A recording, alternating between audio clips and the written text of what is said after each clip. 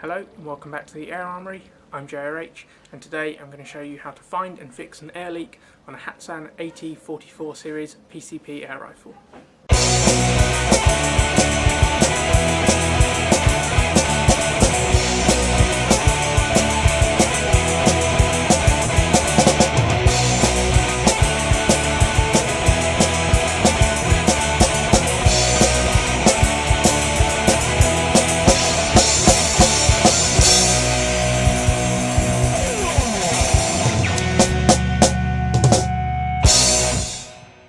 A bit of an impromptu maintenance video today.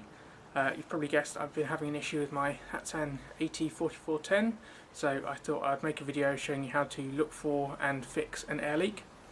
Over the last 2-3 months I found that this rifle has been slowly leaking air. I'd fill it up to 200 bar, but then when I come back to it a couple of days later it had lost half the air or so.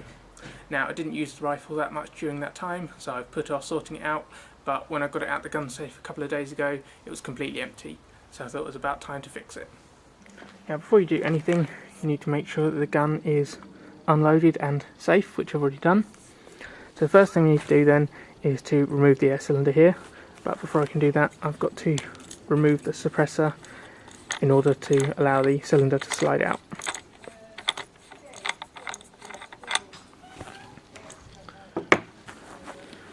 With the suppressor off, I can twist the air cylinder to remove that.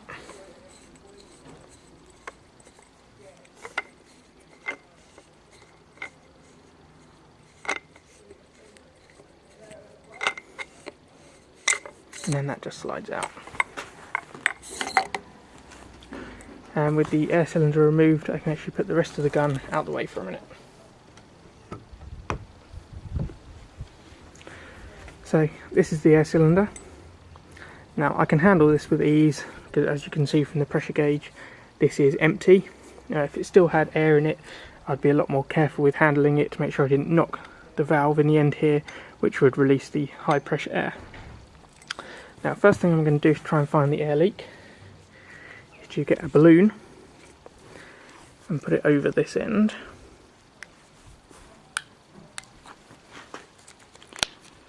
I'm going to do this carefully to make sure you don't split the balloon.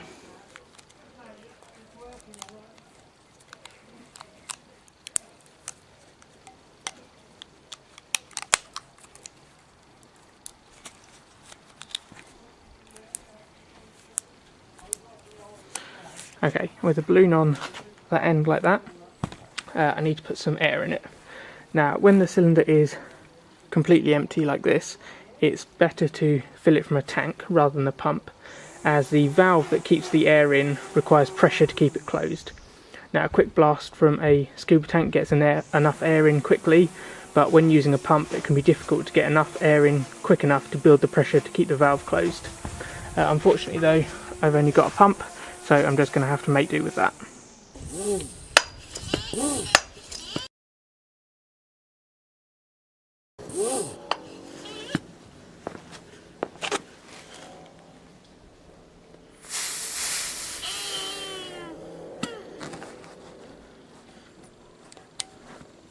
As you saw there, I did manage to fill it okay with the pump.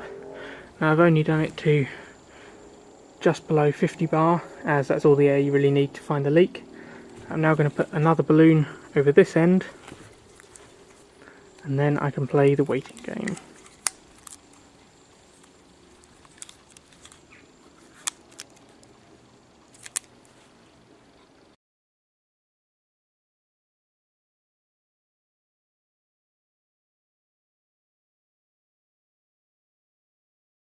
So it's pretty obvious to see which end is leaking.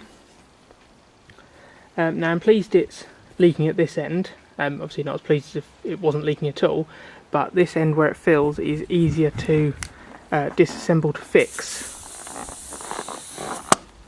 than this end, and it also means that the leak isn't somewhere else like in the gun or something. Now there are other ways other than using balloons you can test for the air leak.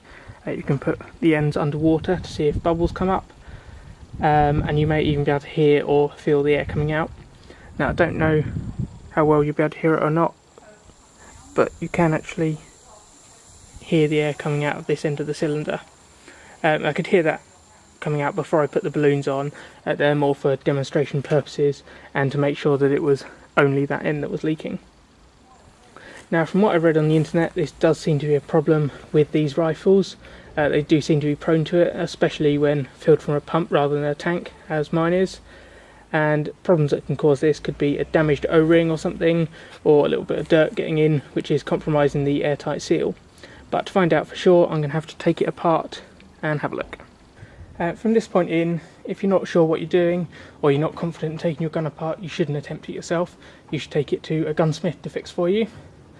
And that is for safety reasons, as you're dealing with very high pressure air, but also because you don't want to cause any damage to your gun or put it back together incorrectly. First thing you need to do is to get the rest of the air out of the cylinder. It's nearly all gone there. And you could just wait for that all to leak out, but to speed things up for the video and to demonstrate how, I will release the air using the discharging cap that came with the rifle. Before you attach it, you need to make sure that this black screw is sticking out. Then you screw the cap tightly onto the end here, like so. Then you can very slowly turn this black screw using an Allen key, which in turn depresses the valve which releases the air out of this hole here. You'll need to turn this a little bit until you can hear the air and feel it coming out.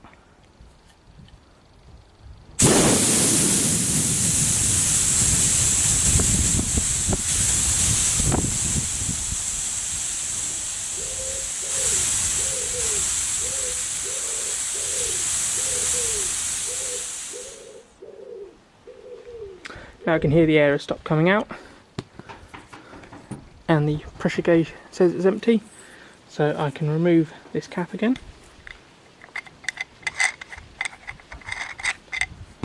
And then if I press down this valve, you can hear there's no more air coming out. So with all the air out, I can start to dismantle the cylinder. First of all, you need to unscrew this black metal protecting cap from the end of the cylinder around the gauge, and then with that off you can remove this protective cover for the filling port. Now next thing you need to do is to remove this entire gauge assembly, but that is very tight and very difficult to unscrew, so I'm going to have to move to the workshop to take that off. As I said, the gauge and valve are very difficult to get off, so what I had to do in the end was clamp the cylinder in the vise, as you can see here, and then I've got a strip of rubber on either side so that I don't damage the cylinder, and that also adds some grip. I then had to put something through the hole here to give me some leverage to unscrew it. Now I need something like a metal rod or pole, which is close to the diameter of the hole and is smooth, as something threaded will cause damage. Now I used a screwdriver, put it through the hole, and then put force on it to lever it. Now I've also already done this off camera to get it started, so you can be struggling on camera. And then once it gets past a certain point, you can then finish it off by hand.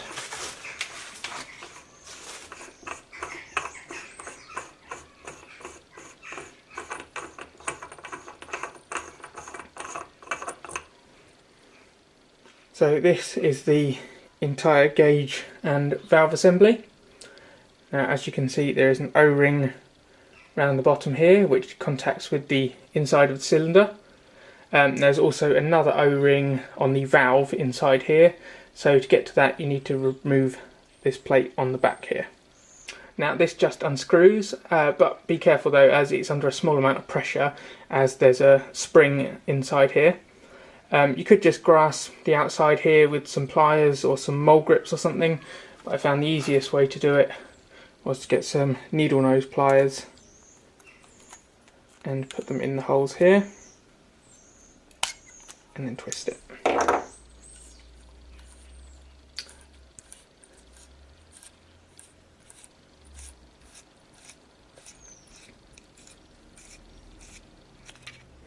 And then with that off, I can remove this spring and valve plunger bit from inside.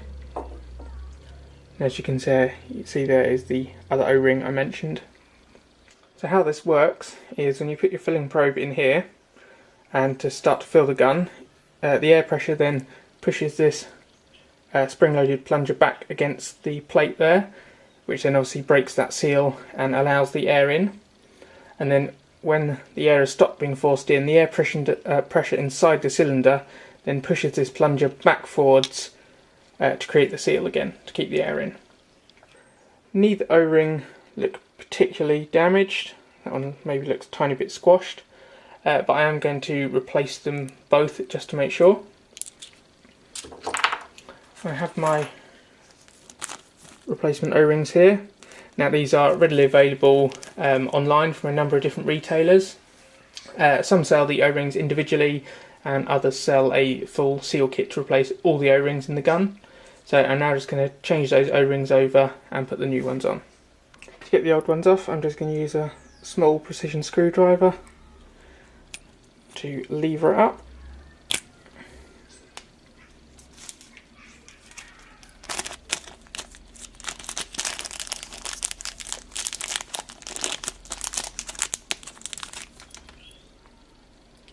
Then put the new one on.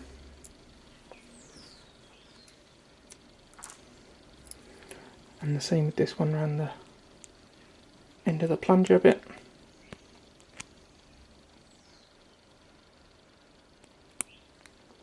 A bit more tricky to get off.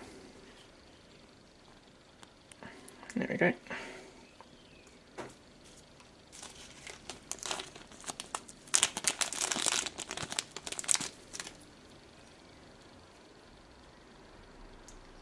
And then snap the new one on. As I mentioned earlier on, small amounts of dirt can get into these guns when they're filled from a pump rather than the tank. I don't know how well you'll be able to see on camera there, but it does look like there is some grime inside there where the O-ring would sit, which could be preventing an airtight seal.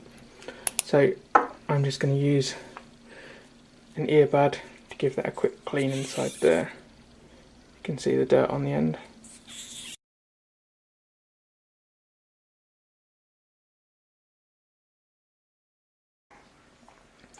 Okay, with that all cleared out and the O-rings replaced, I can start to reassemble it. So, put the plunger and the spring in there. Then push this back plate to compress the spring and screw that in. And give it a tighten with the pliers again. And then this can be screwed back into the cylinder.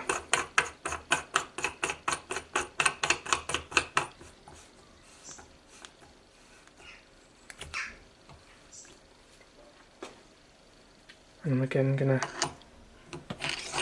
use a screwdriver to give me some leverage to tighten it. Like so. I can then put these covers back on.